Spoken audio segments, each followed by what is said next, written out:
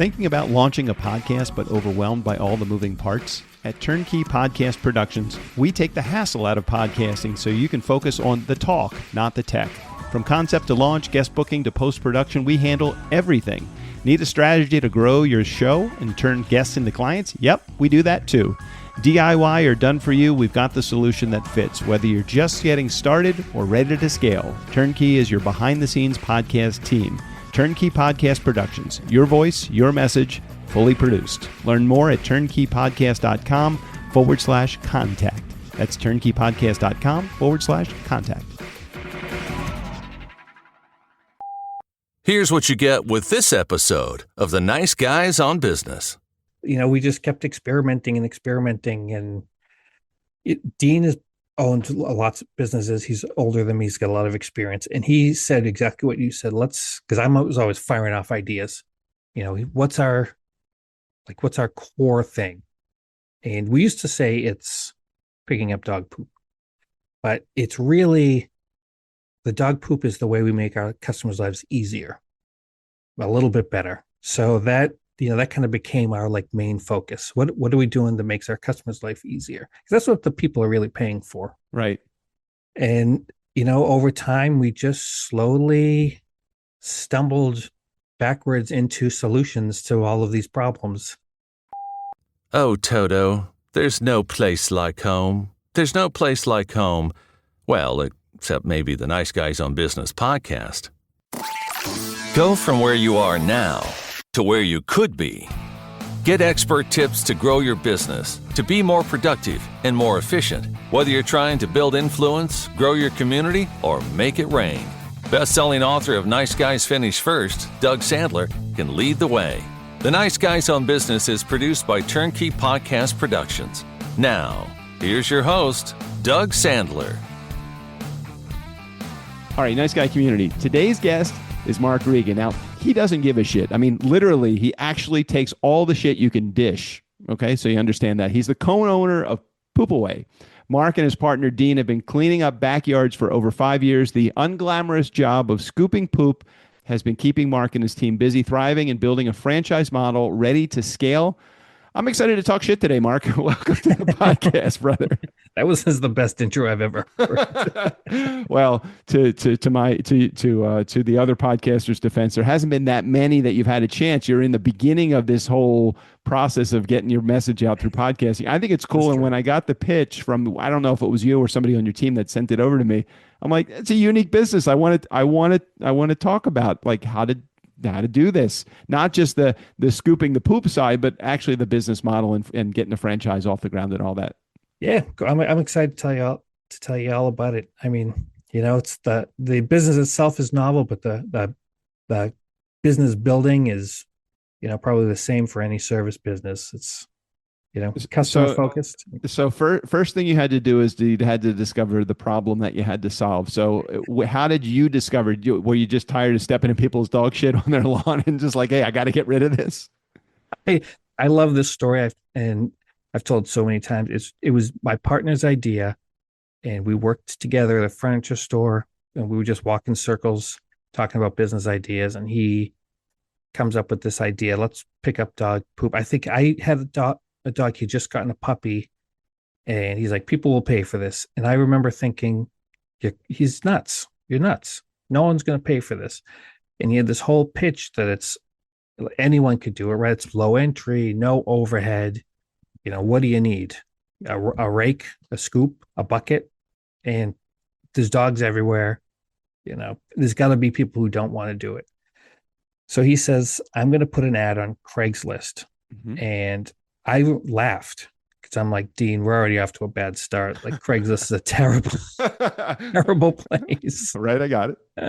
And he's like, it's $5. He puts the ad up, and maybe 10 minutes after it goes live, we get our first customer call, who is still with us to this day, which is crazy. And I remember looking at him. I said, God, this might work.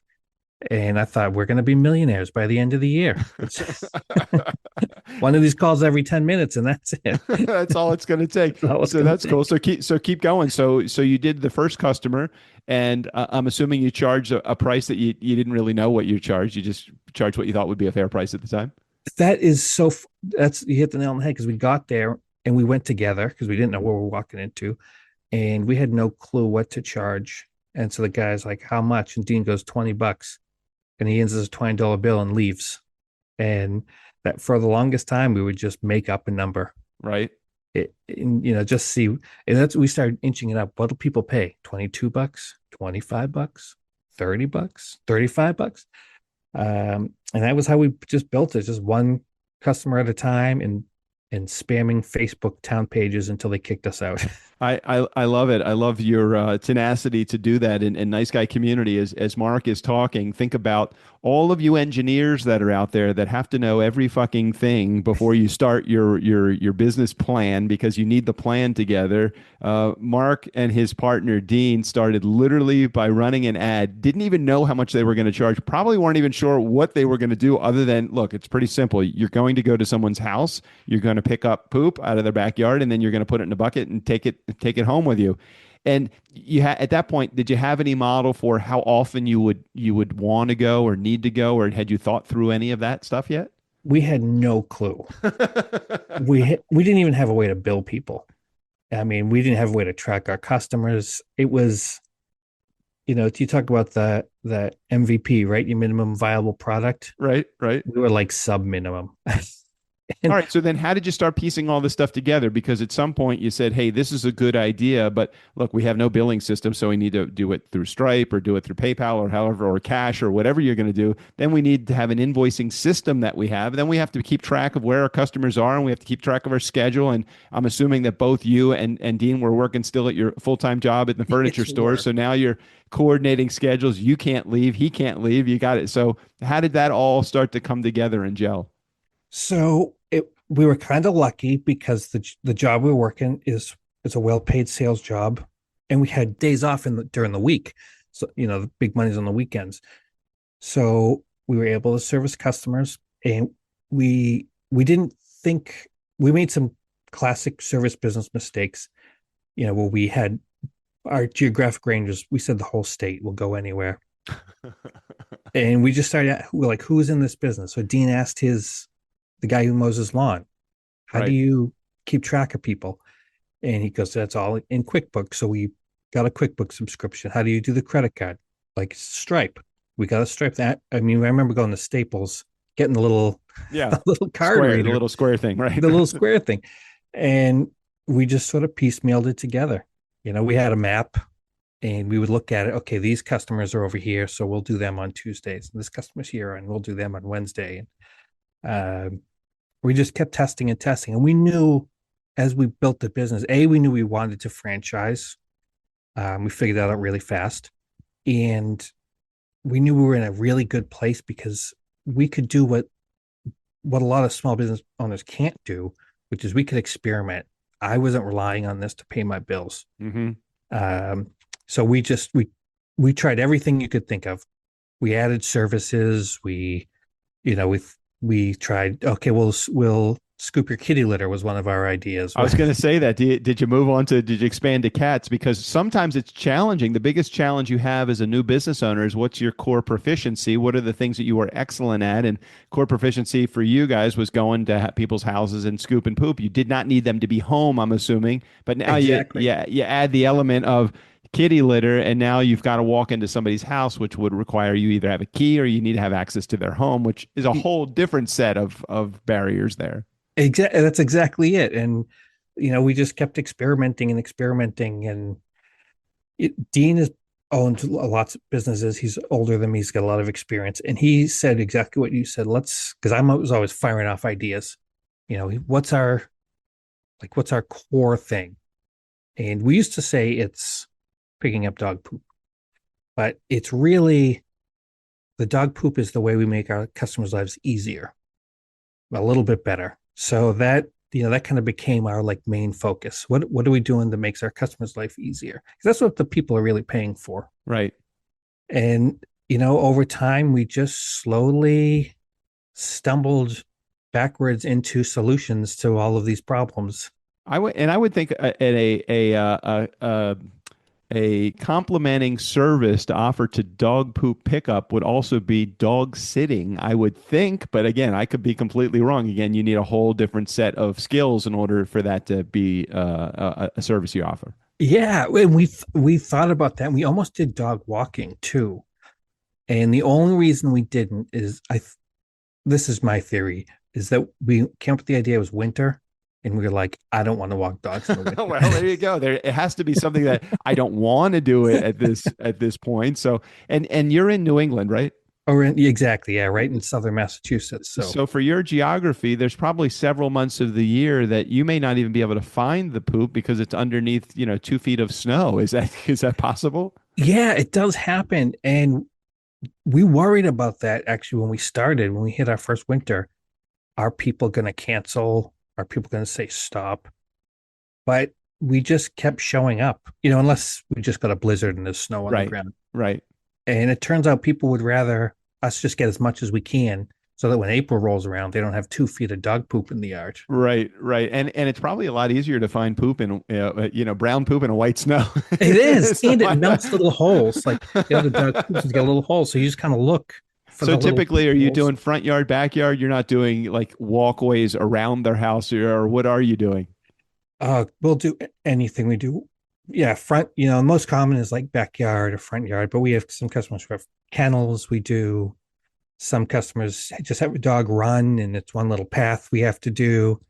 Yeah, we'll do whatever the customer wants. It's funny. I wouldn't think that dog poop was as big a challenge as I'm imagining that it wouldn't be. It sounds like you've got so how many clients do you service in any given week or month or year, or how many do you have on your client list? Is that a fair question to ask? Yeah, we're just about 400 customers. That's crazy. It's crazy. Good for you. Good we're for like you. next. And you've been doing the business for 5 years. You got 400 customers. I'm assuming there's probably a pretty big profit margin that's involved. You have your vehicles, insurance, you have gas to get your car going. But buckets and scoops aren't very expensive, right? That's right. Very cheap. I mean, our profit margin is probably about 40%. Right. But when we were small and it was just us, I mean, it's basically 100%, depending on what you want to spend on. Amazing. Marketing. All right, so let's go from what you did on a day-to-day to grow the business. It sounds like you ran some ads, you provided great service, you probably got a lot of referrals, all of the stuff that you need. Then you said at some point, look, I don't want to just do this. I actually want to I want to be a franchisor to get this off the ground. What was that challenge and how did that fit into your day-to-day? So a couple things came together at once. We knew we didn't want to, do the scooping ourselves forever, and we started hiring employees. We found out there's a big competitor out west, Judy Calls, and they franchise and they've done very well. And we started seeing little businesses pop up, competitors. Right, the mom and pops are out there all the time. Yeah, and at first we were a mom and pop too, and we're very open. There used to be a Facebook group that was like all mom and pop Cooper Scoopers, and people would trade ideas. And I started to realize there are some really smart, hardworking people that have no idea how to run a business. Yeah, they know how to do the work. They're the worker bees, but they're not the business brains. Exactly. And I discovered that in every business that I've ever been participating in as well. Yeah, right. And we found ourselves, answering the same questions even to our competitors, because there's so much dog poop. I mean, there could be 5 competitors in our area, our size, and we'd probably all be fine. Right. So, I have no problem helping. And we started running into the same questions over and over again. How do you figure out what to charge? How are you finding customers? How do you keep from going out of business? What do you do when someone comes in lower than you? And we're thinking, we know we don't want to do this forever ourselves. We know we want to grow. We kind of always thought we wanted to franchise. Like maybe this is it. I don't want to say we figured it out, but we've got a lot of knowledge that just came from banging our head against it. Right. Absolutely. Trial and error. The school of hard knocks is a great way to go. It is. And what is really it still surprises me is people will call us, ask for advice. I put my cell phone out there for anyone, and then I'll watch them not do it and then go out of business. Right. And it's really strange. So we're like, you know what? Let's formalize it. And because as a garage business, this is like it's like a I don't want to say a get rich quick scheme, but it feels like that. Well, okay, let's go back for 1 second because you said something that really did tick off one of those check marks in my head and said, okay, what was some advice that you would offer to someone that they just didn't listen to, or what is a typical piece of advice that one might receive and not follow and then find themselves out of business in a couple of months' time? Oh, the big one is pricing. Uh, People price themselves out of business over and over and over and over again. And I I think folks think, well, I wouldn't pay because we start at $30. I wouldn't pay $30 to have someone pick up dog poop in my yard. I'd pay 15, so I'm going to charge 15. And then you talk to these folks and you say, well, what, how much money do you need to make to stay in business? You need to make, $40. Can you generate $40 worth of houses in an hour? Right. No. So Right. you have to raise your price. Or you're Right. going to go under. And, people they don't think about it. I'll do it. I'll figure it out. I'll But you figure it can't, out. I'll figure it out. It never works well. and it You need never to works. trial and error has to work. And you also need to listen to a guy like Mark that has been through it. If somebody's asking Mark a question and he's been in business for 5 years and they're not following the advice that Mark offers, then, you probably are going to have a challenge with it because I'm sure, as Mark had just said, that he's, participated in the School of Hard Knocks. He's got life's lessons at his back. And so it makes it a little bit easier for him to know, I can't go in at $15, pay somebody to work for me because he doesn't want to scoop the shit. He wants to pay somebody else to do it. Somebody's Bingo. not going to do this for $3 an hour or $5 an hour. And there is a little overhead. There are some things that you need to set as your core. This is what I must do in order to stay in business. Okay, so take me from there. So now you've come up with this idea for a franchise, but you and Dean, I'm assuming, had never owned a franchise operation before. So now you have to work at establishing that. I mean, was there legal involved? Was there accounting involved? Tell me what was involved. Both. We started reaching out to basically to franchise consultants and lawyers. And I had no idea what I was doing. Um, we got really lucky. It turns out the franchise company that helped launch Planet Fitness Yeah, sure. is like a town over. And I didn't know this guy was this huge, consultant and attorney, and he worked with giant businesses. So I just kept calling them. And finally, his name's Jack McGrow, super nice guy. He was like, man, I don't work with, I don't want to sell one franchise or two. I do 100 at a time. Right. But he was like, you know what? Forget it. I'll help you. I'll help you. I'll do it. I'll just Stop so you calling. take your shit and get out of here. Yeah.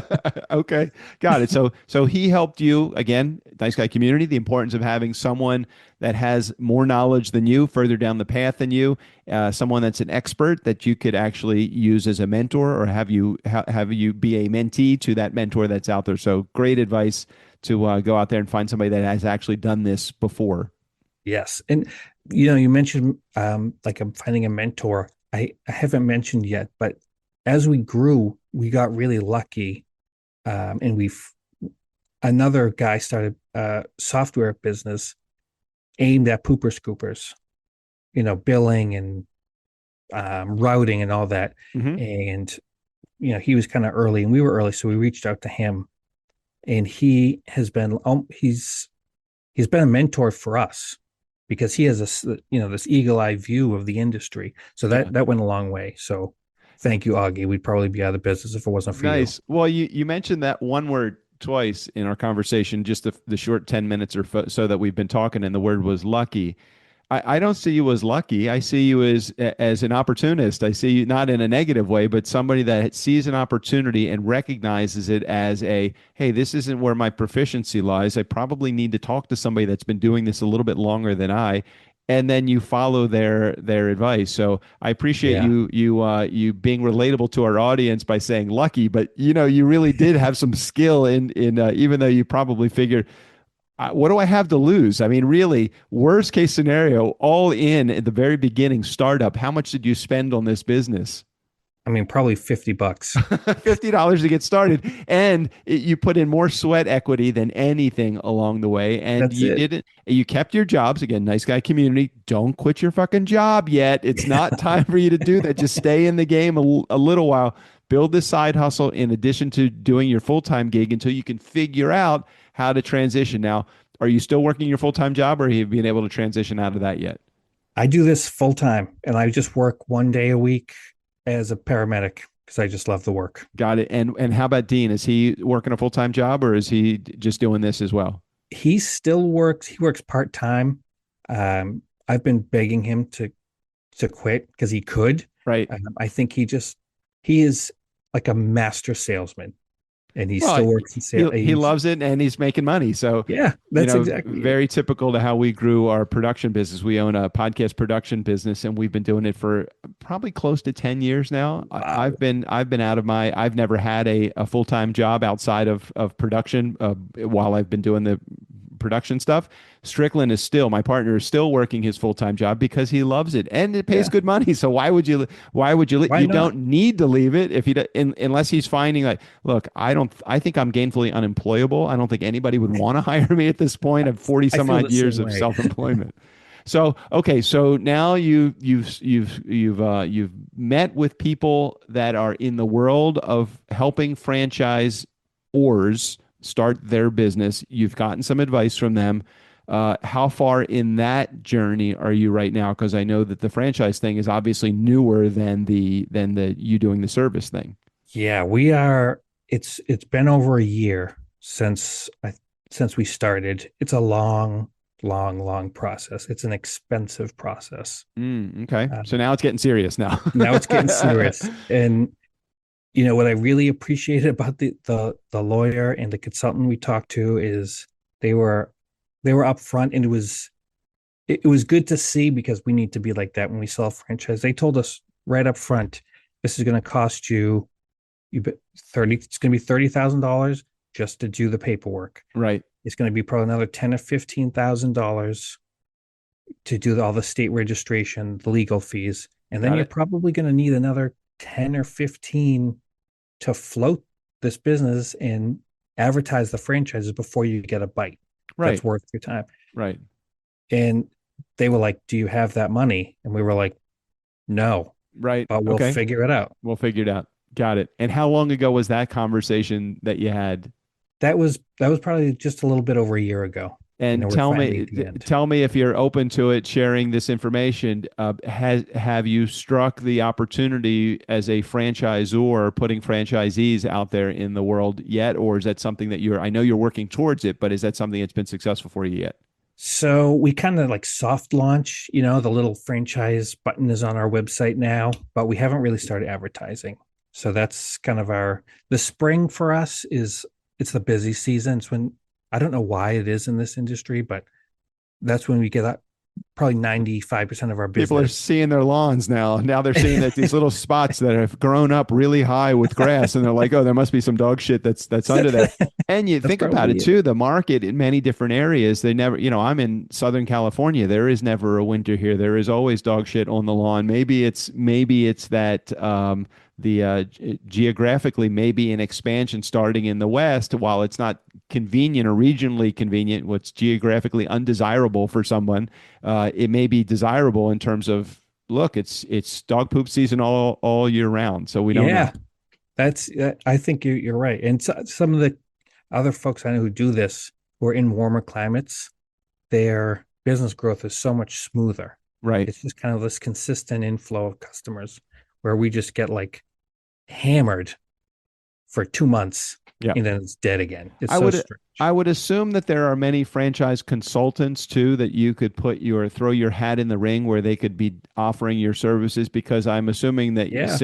dissimilar to a McDonald's, you don't have $1 million plus buy-in and have to have all these cash reserves. What are you thinking is typically going to be the buy-in to your franchise? It's probably going to be like 40 grand. And it's the way we're going to do it. I think the way it's written in the FDD now is it's basically a $30,000 fee and then $10,000 for advertising in the first year. Got it.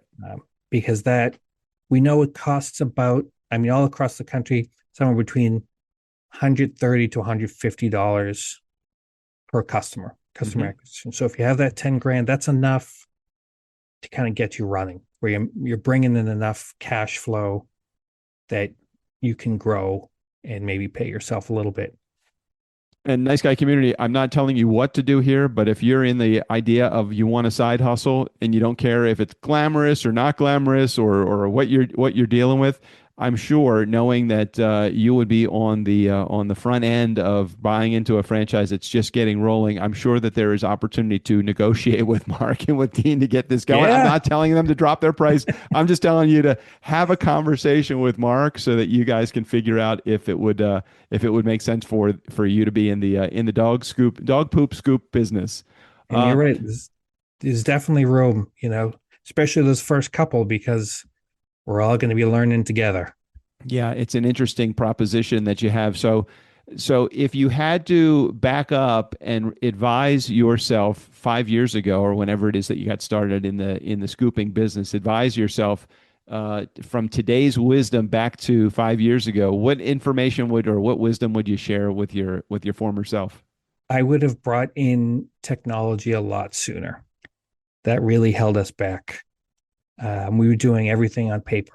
I don't know why. It was 2000, whatever, 18, 19, when we started. The internet existed, computers existed. Right. As soon as we brought technology in and we could see where are we making money, where are we not making money, who's not paying us, the business was transformed. So, some customer resource management software, it's really cheap. I'd say it's foundational for our business. We're a different business today because of that. And what's so good is that nice guy community, if you go to callpoopaway.com, you'll get a real close look at the services. Obviously, it seems like it would be pretty straightforward what they do, but there's a lot of good info on here, not only about the services that they provide, but you'll get a chance to check out Dean and Mark and their personality. They have a little video that's on there that I was watching before. Pet waste station service, no more dog waste, mosquito, tick, and deodorizing treatments, all the services that they provide, and what you could do not only as a customer if you live in the New England area, but if you are interested in moving beyond that and seeing, look, I don't really know what I want to do. I don't care what it is, as long as it's a service that people need. Seems like this would be a pretty cool service. Yeah, it is, and people love it. It makes their life easy. What should I be asking you, Mark, that I'm not asking you? I know in the short time we've just basically touched upon your services and the different opportunities that you have, but is there something that you'd want to share with my community that we're not already talking about? I think this is a luxury service, and one of the things I like to tell even my competitors or anyone who asks about this, people sign up in the short term because they're annoyed and they don't want to pick up the dog shit, but they stay because they don't have to think about it. So the easier you can make it for your customer, the better.